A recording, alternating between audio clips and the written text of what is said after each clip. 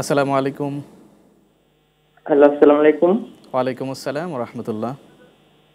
হুজুর, আমার প্রশ্ন হচ্ছে যে অসুস্থ হইলে অসুস্থ থেকে মুক্তি পাওয়ার জন্য কোনো আমল আছে কিনা?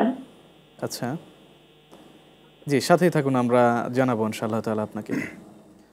মোহতারাম, আমরা যে প্রশ্নটি জানলাম, এই প্রশ্নটির আগে আমরা বিরতির পূর্বের যে প্রশ্নটি ছিল যে নামাজের পরে আমরা মোনাজাত যখন করি, কেউ বলেন মোনাজাত করতেই হবে, কেউ বলেন মোনাজাত করতে হবে না। আসলে আমরা কোনটা পালন করব? আমরা নামাজের পরে সম্মিলিত যে মোনাজাতটা করি, এই মোনাজাতের রেওয়াজ বা এই মোনাজাতের তথ্য উপথ্য বা এটার ভিত্তি একেবারে শক্ত কোনো দলিল নেই। রাসূলুল্লাহ সাল্লাল্লাহু আলাইহি সাল্লাম কর্তৃক এমন কোনো দলিল নেই যে দলিলটি দ্বারা অকট্যভাবে প্রমাণিত নামাজের পরে, ফরজ নামাজের পরে সকলে সম্মিলিতভাবে হাত তুলে দোয়া করা, এটি সত্য কথা। তবে এটার আলোকে এটাকে প্রতিষ্ঠা করার জন্য বিভিন্ন ধরনের সাপোর্টিং কিছু দলিল বা সাপোর্টিং কিছু দুর্বল অথবা বিভিন্ন আওয়াজ নিয়ে এসছে, এবং সবচেয়ে বড় হচ্ছে আমরা এটা যুগ যুগ ধরে শতাব্দী ধরে আমরা এটি করে আসছি। এখন এটি মানুষের হৃদয়ের এবং মানুষ এটি একটা এবাদত অথবা অন্য কোনো একটা আমল হিসাবে, গুরুত্বপূর্ণ আমল হিসাবে নিয়েছে। নামাজের পরে মোনাজাত না করলে অনেকে মনে করে নামাজই হয় না। এটা মানুষকে বোঝাতে হবে। হুটহাট করে আজকে মোনাজাত আমি যদি বাদ দিয়ে দিই নামাজ থেকে, তাহলে রেকাওয়ার সৃষ্টি হবে, এটা ঝামেলা সৃষ্টি হবে। এই জন্য মানুষকে বোঝাতে হবে। মানুষকে বুঝাতে এখন আমরা অনেকটা ইনশাল্লাহ সফলের দিকে যাচ্ছি।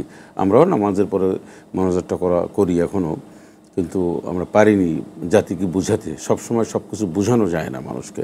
এত বড় একটা প্রতিষ্ঠিত জিনিস, এইটাকে বোঝাতে অনেক সময়ের দরকার। ধৈর্যের সাথে, প্রজ্ঞার সাথে এই কাজটি করতে হবে, একটু সময় সাপেক্ষে। ইয়েস।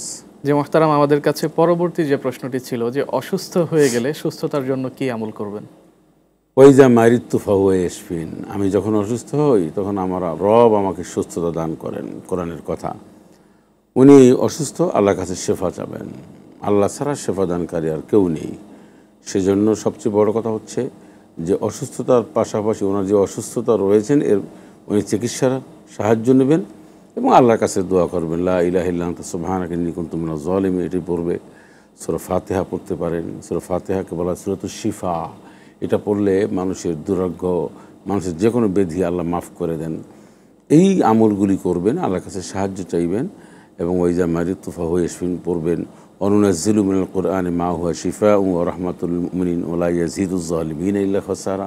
এইটা পড়বেন। আল্লাহর কাছে বলবেন, আল্লাহ তুমি ছাড়া আর সেবাদানকারী কেউ নাই, তুমি একমাত্র আমাকে আরোগ্য দান করতে পারো, তুমি ছাড়া আরোগ্য দানকারী পৃথিবীতে আর কেউ নেই। এভাবে করে আল্লাহর কাছে সাহায্য চাবেন। আরও বেশ কিছু অনেক ওলামায়ে কেরাম আমরা দীর্ঘদিনের পরীক্ষিত কিছু আমল রয়েছে সেগুলি করে। তবে এটি উনি আমাদের যে কোনো না কোনো আলেমের কাছ থেকে জেনে এটা উনি নিজে নিজে আমল করবেন।